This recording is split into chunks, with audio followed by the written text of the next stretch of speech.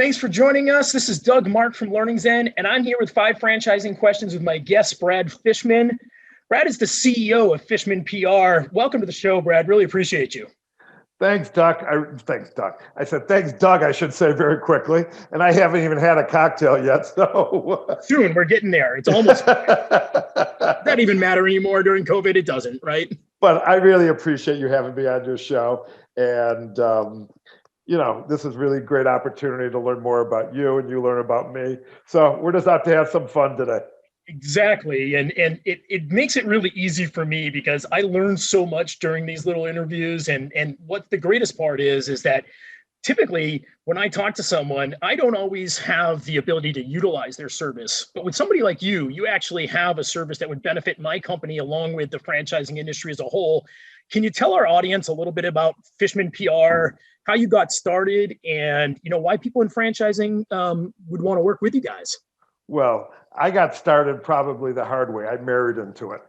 And I had met my wife, and her first job out of college was working for a PR agency that specialized in franchising back in those days. And her first job, got into it and working pretty hard, and she got one of her first big accounts she got assigned to was a small little franchise company called Subway. And so she was very fortunate to develop a wonderful relationship with Fred till he passed away a few years ago. And that's how it started. And as she continued to grow with this, and about 7 years after she started, she had an opportunity at a dinner with her uncle and myself and her dad and the rest of the family. And they started talking about it. Her uncle goes to her, "Why don't you start your own firm?" And her uncle goes, "I'll give you the money." And my father-in-law goes, "If someone's going to give her the money, I'll give her the money." So that started out her first argument. And within 10 days, she quit. And so she was fortunate. One of her past employees, Sherry, got a job with a client called Amerispec Home Inspection out of California. And she was fortunate they, at that point, were looking to hire a PR agency after her friend went over to take the PR for them. And that was her first client. And pretty much that's how it started. And if you would ask me how franchising PR firms have changed since 1991, you wouldn't even know the difference. Back in those days, we were using, a very cheap computer and sending out pitch letters by fax, by mail, by, all the snail mail. And that's how the firm really started and evolved. And as time has gone on, obviously, the computers become a way bigger part of PR, social media, content, analytics, SEO, PPC. There's so many different facets of what goes in. But at the end of the day, is really driving the messaging about a company's opportunity to franchise a business to help support the franchisees. And there's a lot of ways to do it, but now it's really using so many different processes compared to the old days of looking up the media in a book and sending out a bunch of emails, evolving into faxing and developing it from there. Well, and this is something that I've been talking about doing for a while, but I sort of have a 2-pronged question to lead me down this avenue correctly. But so Fishman PR offers options to provide PR for online broadcast, or trade publications. And can you explain sort of the differences between each of those? Oh, God. And this is something that's changed dramatically. We get clients on Good Morning America. We've had clients on Undercover Boss, New York Times, People, CNBC, CNN, and really anything that's going in. But now it's changed so much as you're taking this messaging, and it's what you and I talked about before. It's taking the messaging, put it on your social media now. How are you driving anything to, when people go, I try to, I like to simplify what we really do. Simplify is what people hire my agency for, is really, how are you going to help us bring in more franchise leads, and how are you going to make your franchisees more successful? At the end of the day, that's what everything really turns out to be, is how is people going to use the products, services, restaurants, whatever it's going to be, and how are, then franchisors obviously want to get more forms of distribution. In this case, it's franchising. How do we help more people enter the franchising world by representing or selling their product, service, or whatever the brand it's going to be? So with someone like me being, primarily a supplier in the franchising community, is there a good fit for me to work with Fishman to Oh, do the same type of thing? absolutely. Because you're trying to, hey, franchising, everyone jokes about how big, last statistic I saw, we're like probably 8% of the GMP. Yeah, But in reality, as we all know, it's a small business. Everybody knows each other. yeah, And that's how it is. People like to work. Not many franchisors out like there want to be the originator of anything. right. And so you will look at a million different things. So franchisors want to use suppliers that they know and trust, that other franchisors, that the referral. It, And that's what it really comes down to, is people understanding what your product is, how it benefits them, why it's going to make them a better franchisor. well, and that's something that I have learned, a fairly painful process for me, but I had to learn that we had to make the connections in franchising because, like you said, it's actually a small community when you get to know it. But there's a lot of players, that you'll meet at IFA and things like the Unconference and Springboard and things like that. These are all people that, as I've made more and more connections, it's really expanded my network. And the more people I get a chance to talk about my business with means they can explain it to the next franchisor or supplier and how we all fit together. So that's been You're 100% correct. And it's like, people, I joke around, it takes 3 to 5 years to really navigate your way around. truly, And you'll find, franchising is a occupation. It's a business that you'll see frequently how many different people have been to multi different franchise systems over their career. yeah. Especially franchise salespeople. If you're a good marketing person, you'll find out, oh, great, they get recruited away. Yeah. And so it's a small industry, even though it's such a large part of what business is. Well, and that's what I noticed too when I'm looking at, people's LinkedIn profiles and you look at their history. Now, with you and your wife sort of like started off in franchising, but if you look at somebody else's profile, it's often they've worked for, 5 different franchising systems, and sometimes on the supplier side, sometimes on the franchisor side, even some cases in the franchisee side. So, Yeah. uh, My yeah, my son Zach, who he's on his 3rd different franchise supplier. So yeah, it's a unique niche. it And really is. yeah, so, and he's still in his mid-20s. So yes, people, I hope he ain't leaving anytime soon, considering he's working with me now. Right, exactly. But it is that family component to it too. I've realized, like, the longer I've stayed in this industry, I've realized franchise is an extension of my family. When I go to conferences, pre-pandemic, it's hugs and it's drinks and it's meeting all of these great people in our industry. And wow, I don't ever want to leave franchising. I love it so much that I have no intention of ever leaving. So yeah, it makes really a lot of sense to me that people get in here and stay in franchising. Well, and you made a very interesting comment. It's like a family, but it's more than just a family. Like, our young conference really started because Zach is friends with a lot of people who are 2nd and 3rd generation in the franchising industry, children of founders, grandchildren of founders, of people who have been around for this industry, grew up in it, just like Zach has. Yeah.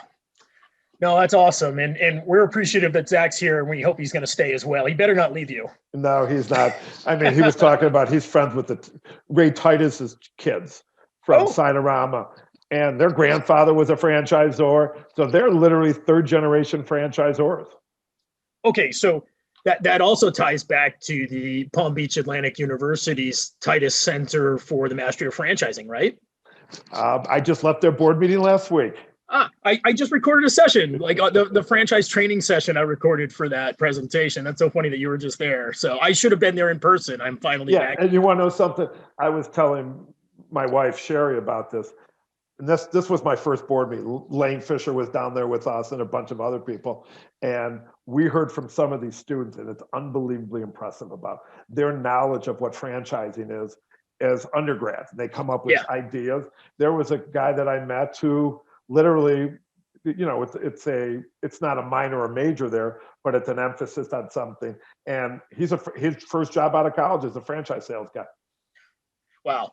Yeah, this younger generation is going to come in with so much more knowledge because it's available at that level. They can learn at a much younger. They can learn now. I mean, there's enough stuff online that they can teach themselves a ton about franchising. Yeah. Then there's PBAU and there's lots of other opportunities. So that's really cool. I didn't know that you were down there. Man, I wish I was with you.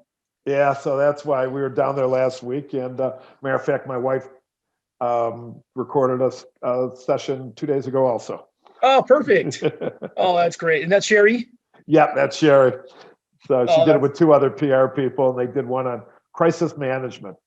oh, that's great. Yeah, well, we did ours with two other training people as well. So that was great. Um, well, awesome. Well, the next question I'm going to ask you is hopefully a fun one, but you mentioned the fact that you just traveled. Was that your first time traveling in a while? No. No. Okay. I mean, like I said, I've good, better, and different. I had COVID at the end of November. Okay. And my wife and I both had it. Sherry and I both had it. We had it. We were one of the lucky ones, and it was not that. But we had been traveling a little bit here and there. And I went down to a few of the franchise tailgate parties. So I was down at one in Dallas, and I'm going to one in Phoenix next month.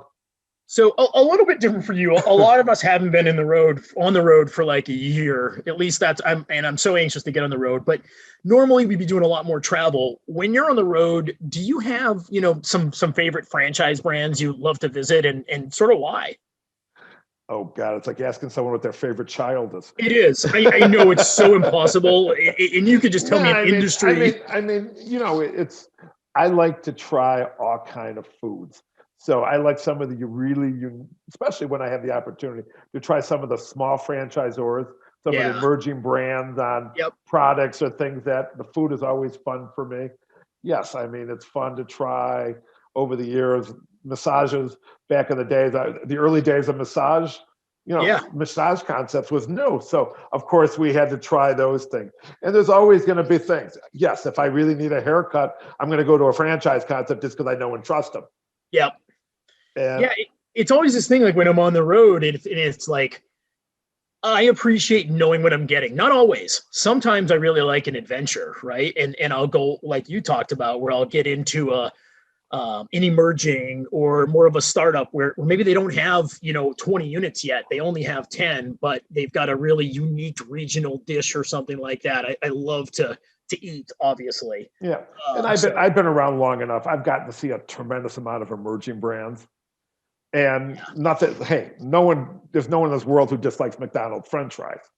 But if I have the opportunity to try someone else's French fries, it's a little bit more fun because I know I can have McDonald's anywhere. Yeah, that's absolutely true. And you know exactly what you're going to get, which is the key to franchising: consistency, being able to duplicate our efforts, follow the blueprint. But when I travel overseas, and like I said, I've been lucky. I speak all over the world, specifically on franchise lead development. Yeah. And I've been to, China. I've been to Singapore. I've been to Europe 20 plus times. That by the end of the trip, the first place I go, like the last 2 days, I go to McDonald's. Yeah.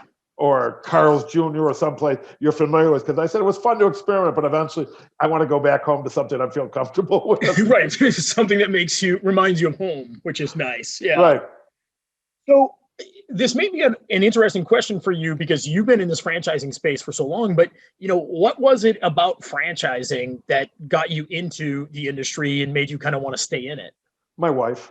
Yeah, like I said, she got me into it. And what's really I love the industry, but most importantly to me is I love the relationships. And Sherry and I have become so close friends with so many people in the franchising world that we've grown in the industry with. And we travel frequently, sometimes very frequently, all over the world with other franchise people. I've got good friends in the franchising industry in Europe, in Asia, and they treat me like it's their home. I've been to their homes before. And so it makes it fun. But what really is people in the industry like to see people succeed in the space. Yeah. And that's what the greatest thing about this industry is.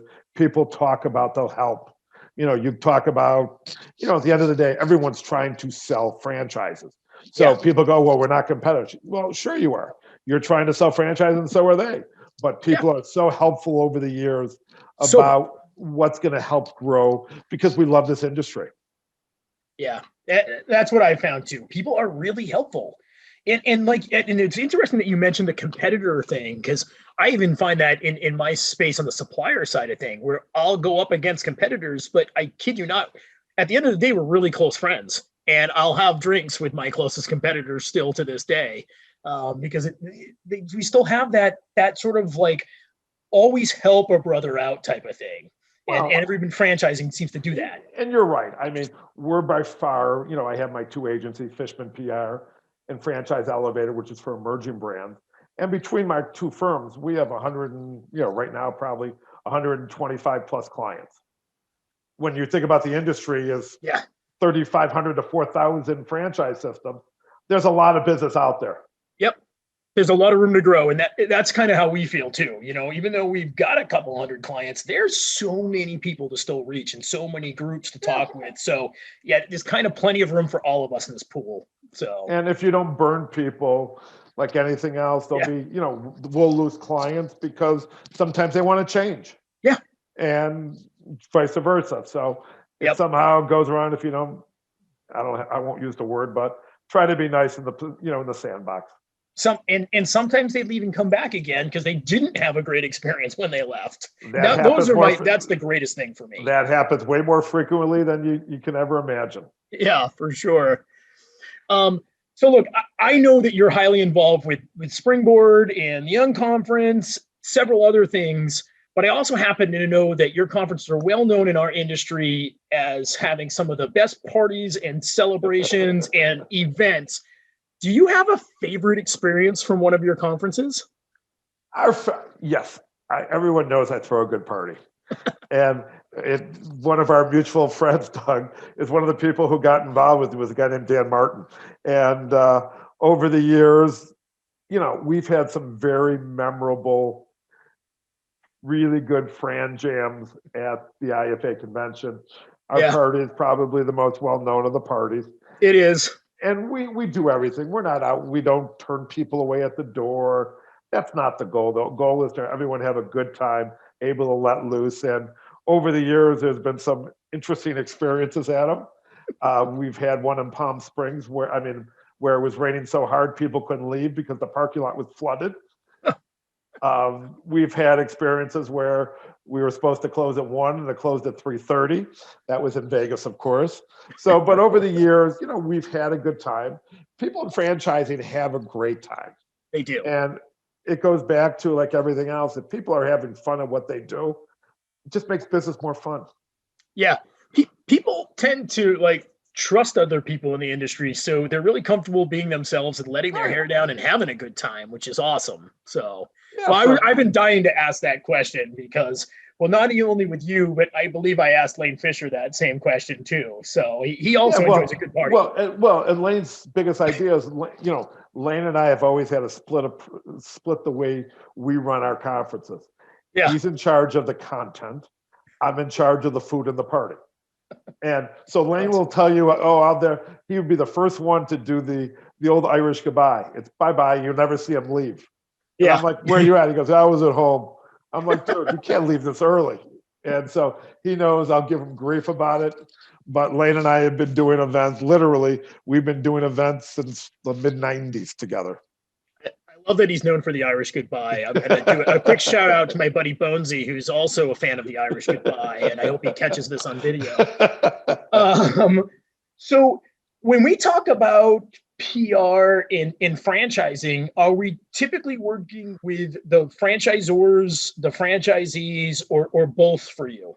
We work for the franchisors. Okay. But we work with a tremendous amount of franchisees working under the direction of the franchisors. Yeah. That's always been, it's changed so much today. We do a tremendous amount of grand openings for franchisees, which they in this situation, they pay for separately. Yeah. And so part of their grand opening. But in the days, it's another thing, things have evolved over the years. And it really comes down to the franchisees become successful. They buy more units. Yep. They talk about how wonderful experience that they do have. And it's easier to sell franchises when they validate. Yeah. Well, And that took the words out of my mouth for the next question, which is, the goal typically is to obviously sell franchises or sell units. But what's the best way to do that? Or what role does PR play in that? The best way to sell franchises is for people to read and see successful franchisees. Yeah. I mean, I love to see a story about one of our clients as the franchisee can't decide between getting his Mercedes or his Porsche in the morning. Yeah. And they're like, okay, I guess he's doing pretty well in this concept. Yeah, I guess so. At the end of the day, right? Yeah, I think that's working. If I can take a picture of him in front of that, that's a great selling point. Yeah, and that's how this has really evolved. There's nothing better than successful franchisees for your franchise growth. That's what it really comes down to. Franchise development really is focusing on making sure your franchisees are successful. Yeah, that's awesome. That's great to hear. This is a little bit like asking you about your favorite child again. So the way that other people, when they answer this question, have copped out by going with an industry. So I'm going to set you up with that. But is there a brand out there, a new brand? So let's talk about an emerging brand that you think is going to be or go wild in 2021. Is there a new? I think the hot, and I'm going to cop out a little bit. It's okay. But I'm not going to. You're seeing what the most effective brands out there right now from success right now are service brands and food concepts that have figured out how to deliver their product really the best way without someone touching it. Yeah. So you're looking about what could be delivered, what could go through drive-through. You're touching it, yes, but it's not people going in. They're going in. But you're seeing, if you asked me 5 years ago, I still think there's a tremendous amount of growth opportunities. I don't know what it's going to be, but it's going to have to do with the senior industry. Yeah. And I think that's a space to really look pretty positive in, because it's an older group. My parents are going through this right now. They live in Florida. They're moving back to Chicago because it's easier with have their children all living in the Chicago area. Yeah. And so whatever it's going to be, and they don't need the help right now, but they need the opportunity to do a lot of that, which they don't have in Florida. So is it going to be senior concierge? You look at concepts out there right now that are placing people in nursing homes. Yeah. Or senior homes, whatever it's going to be. Anything that's going to be able to transport them, who's going to be able to do their grocery shopping. Anything that's going to really service to people, and children and pets. Children and pets are, as people are going there.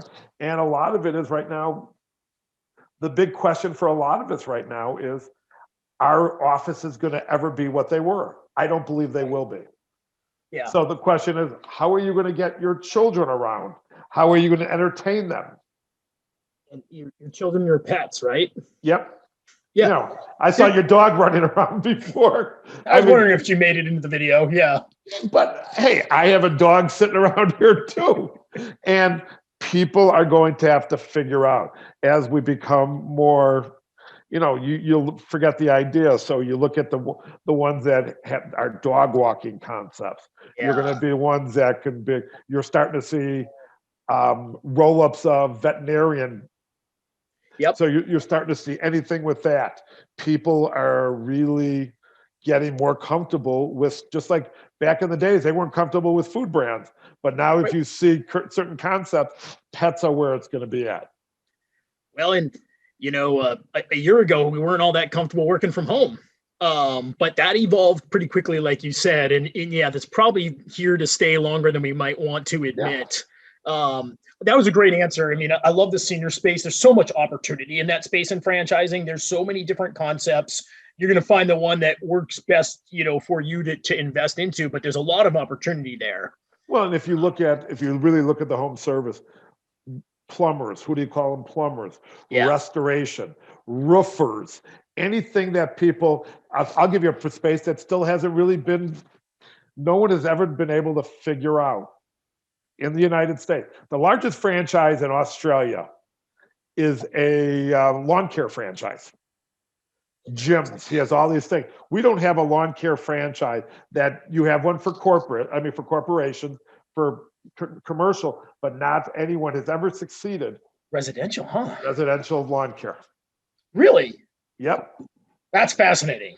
Absolutely fascinating to me. Only because I was a landscaper, in college. Like this was my summer job and one of my favorite jobs I ever did. Manual labor, but at the end of the day, you don't take any worries home with you when you're doing that work. I mean, it's different as an owner, I realize, but from an employee standpoint, wow, that was a really fun experience. So, man, that's it. Really fascinating. Huh. Yeah. So, no, you want to expand upon that? yeah, I just think that it's a hard business because you have so many mom and pops. Yeah. But if anyone ever able to put the mom and pops, and now they'll be able to, as you figure out right now. So payroll, how are they going to do with insurance? A lot's going to depend on what goes on. Are they going to need workman's comp? That someone is going to be able to take those type of service and products that really put some thought to it, and that's how you roll up that industry. Yeah, it's systemizing all of those things, right? That's the big challenge. And do those systems exist today?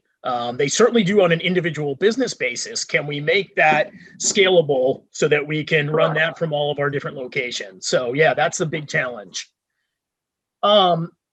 I don't know how you're going to answer this one, only because I know that you've been in the space for so long, but if you weren't doing PR and working in franchising, what do you think you'd be doing? Private equity. Private equity. Okay. But I like the space. Yeah. Funding. It would be fun to see emerging companies or companies that private equity can really help grow. Yeah. Yeah, I agree. Like find a concept that you love and be able to kind of support that. Wow. And really take it to the next level. Yeah. Well, that's awesome. Yeah, I made that easy for you. You did. Yeah. Which I always appreciate. So last question is going to be, so pandemic hit. It was a weird year for all of us. Everybody shifted, everybody, pivoted. I can hear Red hollering pivot in the background right now as I'm saying it. But what's kind of the most important sort of takeaway that we learned from the pandemic for you all? Probably in my office would love to hear this. I'll probably have to hear this now, is the ability. We, for the most part, never really had remote workers. Yeah, we didn't either. We had to learn to deal with it. And for the most part, it really worked. That's awesome. So we will go back to the office, and it'll never be a full-time 5 days a week in the office unless an employee really wants to. Yeah. So, I mean, we obviously all sort of had those challenges where, we let everybody work remote. We had to. We didn't have any options at that point. And my company has really embraced it after the fact because, like you, we don't know when we're going to be able to go into the office at full capacity again. And that was, it was challenging for us, but not crazy by any means. What were did you have some tools that you all leverage? I mean, from IFA, I heard, stories that franchisors were meeting with franchisees on Zoom every day, and they'd meet in the morning and then they'd sort of get some takeaways and they'd meet in the afternoon and disseminate some of those messages. Were there tools were you guys leveraging Zoom? I mean, we use Zoom, we use Teams, all kind of chat boxes. And, we had to use everything. And, we even to the point, we tried to come back for a little bit during that July, August thing where we had a big, an opportunity. We came back a few days a week and you try anything. We met in parks where there'd be quote unquote fresh air, but living in Chicago, that ended pretty quickly. And as soon as fall hit. Yeah, I mean, we all tried everything. And different parts of my organization, my team leaders, we gave them a lot of leeway figuring out, okay, whatever works for communication best with you. Yeah. And you're the team leader. You're taking care of your team. Yep. However you want to communicate, if you want to do Zoom, if you want to use Microsoft Teams, there's a lot of chat boxes that go on back and forth. Yeah. And sharing of documents, we got heavily into Google Docs and things like that. Yeah. I mean, to this day, up till I've been in business for a long time. Literally up till probably about 2 months into the pandemic, I had never owned a laptop. Okay. Wow. I use my office computer. I have one at home, or in most cases I'm using my phone or an iPad. Sending emails and right from the phone. And probably the biggest reason I got a laptop was for the ability to do Zoom calls from everywhere. Yeah. It's that collaboration that we needed to be able to do, right, and work with others. And we've realized that might be the most important thing, is like communication and collaboration. And people ask me, did you get a big, new, fancy new one? I said, no. I took one of my staff members, they got a new one. Yeah. I said, I don't do much on it. I don't either. I don't need a high-powered computer. I'm not doing a lot of processing. I'm sending emails. I'm accessing the web. I'm using Zoom. Exactly. Yeah, I can probably use just about any machine. So don't waste your money on me. Right, and that's the way I felt with it. Is that's really the biggest. We've all learned a tremendous amount, and we've all learned how to. Not, I shouldn't say that's a bad statement I was about to say. As a supplier, many of us have learned to bring in new clients by not having the conferences a lot of us used as our lead generation tool. Yeah. And that's hard. That the conferences going away was one of the harder things, I think, for a lot of people. I mean, for a lot of franchise brands, they were generating revenue at those conferences, right? Because suppliers want to come in and get access to the franchisees, and that was tricky. So it led us to kind of stop and take a step back and say, well, how do we kind of support people in our industry better that way? And we built in a couple of features that allows them to, generate revenue from their learning management system. And that's great for them because they had a revenue stream pulled away. How do people get in touch with you? How do they find you on the internet? It's fishmanpr.com or franchiseelevator.com. But LinkedIn, I'm just Brad Fishman. I'm pretty easy to find. All right. I joke around it. There's not many places we're not at. I will say, Brad answers really fast on his LinkedIn account. Like we actually set up, we communicate mostly on LinkedIn, which is kind of awesome because I don't need to learn a 17th platform. It's been really great. But yeah, you're really great about that. So kudos to you. Thanks again for coming on. One last thing from you. I had a wonderful time. I really appreciate this. Like I said, I think franchising has got some phenomenal opportunities through the rest of this year. I think a lot of franchisors are doing really, really, really well right now. Yeah. I think franchise growth is going to happen. There's some opportunities with real estate. There is. Commercial real estate right now is a very good spot. Right. I'm glad I'm not in the commercial real estate business. And I think there's some great opportunities, and all of us are really looking forward to, here we are, getting into the middle of the second quarter. And I think it's only going to get better third and fourth quarter. Yeah, I wholeheartedly agree with you. So that's awesome. Thank you all for joining us. Make sure that you hit the follow button. Make sure that you follow our LinkedIn page as well as our Facebook page. I'm Doug Mark from Learning Zen. This is my guest, Brad Fishman. Everybody have an awesome day. Cheers. Thank you, guys. Bye.